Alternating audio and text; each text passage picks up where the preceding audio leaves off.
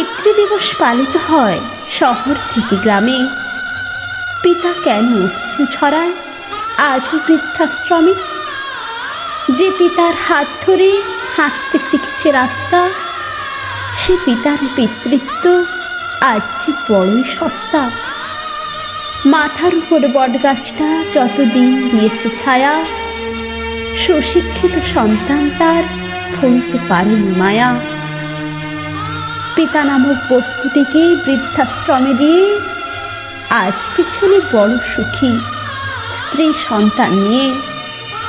বৃদ্ধাশ্রমেই তৈরি থাকবে নতুন একটি শয্যা, এই সন্তানই ভবিষ্যতে লুকাবে সেখানে লজ্জা। রুদ্ধ হোক বৃদ্ধাশ্রম এই কামনা করি, আমরা যেন প্রতিটি গৃহে একটি বৃদ্ধাশ্রম করি।